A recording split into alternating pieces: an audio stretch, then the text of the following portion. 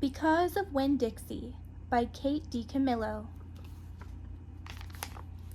Chapter 5. Winn-Dixie couldn't stand to be left alone. We found that out real quick. If me and the preacher went off and left him by himself in the trailer, he pulled all the cushions off the couch and all the toilet paper off the roll. So we started tying him up outside with a rope when we left. That didn't work either. Winn-Dixie howled until Samuel, Mrs. Detweller's dog, started howling too. It was exactly the kind of noise that people in an all-adult trailer park do not like to hear.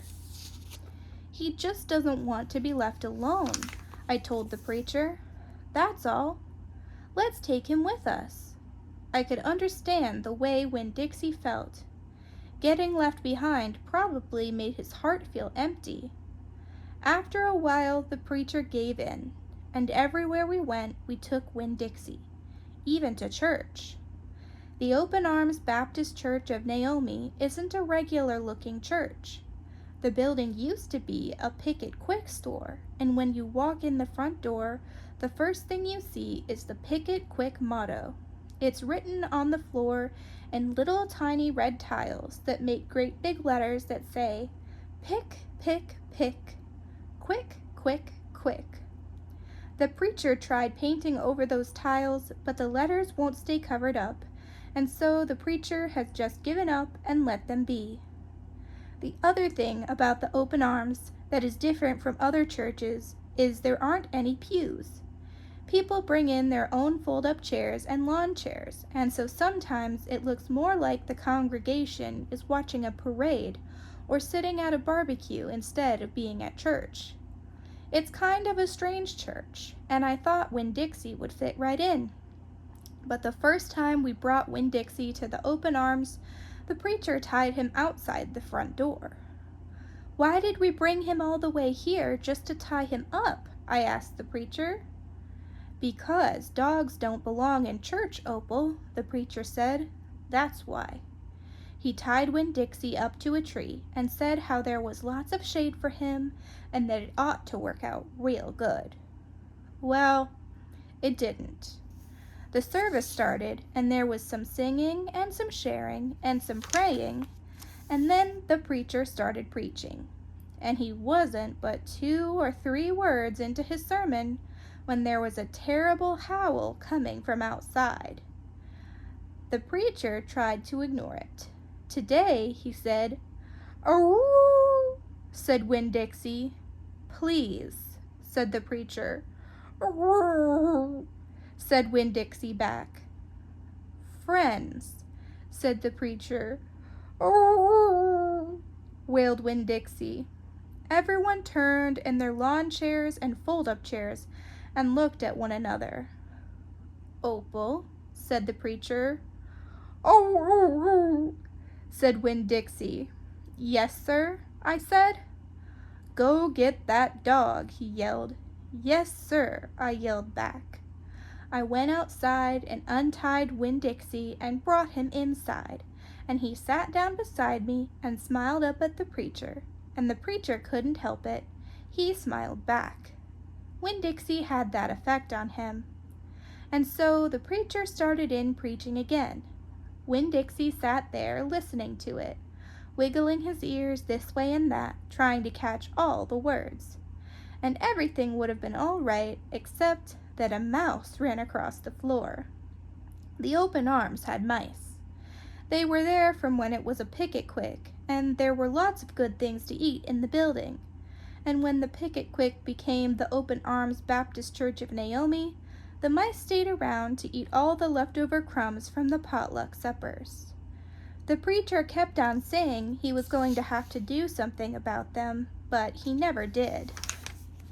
Because the truth is, he couldn't stand the thought of hurting anything, even a mouse. Well, Winn-Dixie saw that mouse, and he was up and after him. One minute, everything was quiet and serious, and the preacher was going on and on and on. And the next minute, Winn-Dixie looked like a furry bullet shooting across the building, chasing that mouse. He was barking and his feet were skidding all over the polished picket-quick floor, and people were clapping and hollering and pointing. They really went wild when Winn-Dixie actually caught the mouse. "I have never in my life seen a dog catch a mouse," said Mrs. Nordley. She was sitting next to me. "He's a special dog," I told her. "I imagine so," she said back. Winn-Dixie stood up there in front of the whole church, wagging his tail and holding the mouse real careful in his mouth, holding on to him tight but not squishing him. "I believe that mutt has got some retriever in him," said somebody behind me. "That's a hunting dog." Winn-Dixie took the mouse over to the preacher and dropped it at his feet. And when the mouse tried to get away, Winn-Dixie put his paw right on the mouse's tail. Then he smiled up at the preacher. He showed him all his teeth.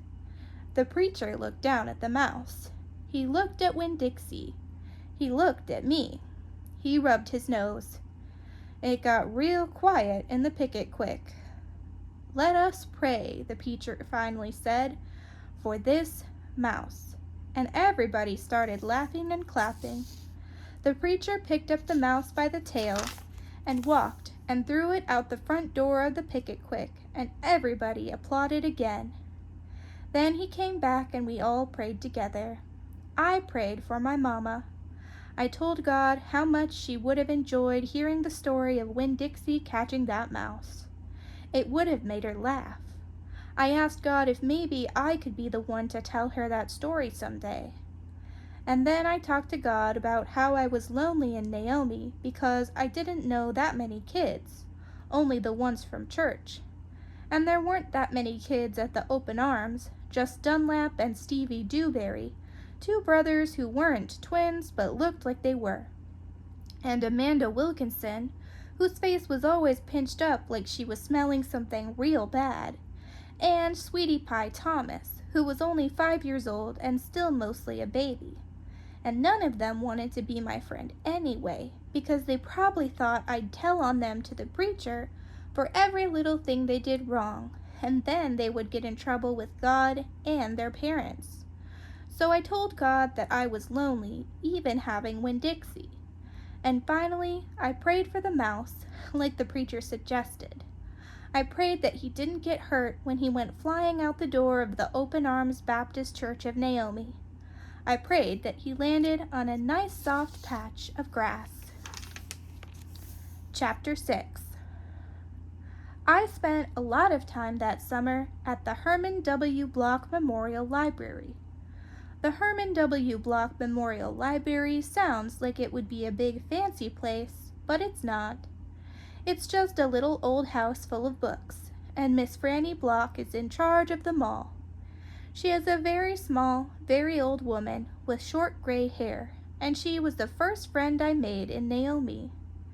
It all started with Winn-Dixie not liking it when I went into the library, because he couldn't go inside too.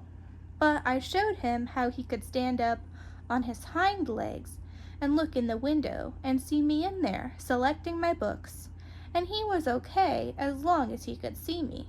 But the thing was, the first time Miss Franny Block saw Winn-Dixie standing up on his hind legs like that, looking in the window, she didn't think he was a dog. She thought he was a bear. This is what happened. I was picking out my books and kind of humming to myself, and all of a sudden there was this loud and scary scream. I went running up to the front of the library, and there was Miss Franny Block, sitting on the floor behind her desk. "Miss Franny," I said, "are you all right?" "A bear," she said. "A bear?" I asked. "He has come back," she said. "He has?" I asked. "Where is he?" "Out there," she said, and raised a finger and pointed at Winn-Dixie, standing up on his hind legs, looking in the window for me. "Miss Franny Block," I said, "that's not a bear. That's a dog. That's my dog, Winn-Dixie." "Are you positive?" she asked. "Yes, ma'am," I told her. "I'm positive. He's my dog. I would know him anywhere." Miss Franny sat there trembling and shaking. "Come on," I said. "Let me help you up. It's okay." I stuck out my hand, and Miss Franny took hold of it, and I pulled her up off the floor. She didn't weigh hardly anything at all. Once she was standing on her feet, she started acting all embarrassed, saying how I must think she was a silly old lady, mistaking a dog for a bear, but that she had had a bad experience with a bear coming into the Herman W. Block Memorial Library a long time ago, and she never had quite gotten over it. "When did that happen?" I asked her. "Well," said Miss Franny, "it is a very long story." "That's okay," I told her. "I am like my mamma in that I like to be told stories.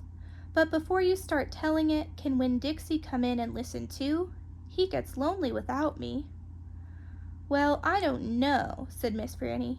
"Dogs are not allowed in the Herman W. Block Memorial Library." "He'll be good," I told her. "He's a dog who goes to church." And before she could say yes or no, I went outside and got Winn-Dixie, and he came in and lay down with a humph and a sigh right at Miss Franny's feet. She looked down at him and said, "He most certainly is a large dog." "Yes, ma'am," I told her. "He has a large heart, too." "Well," Miss Franny said.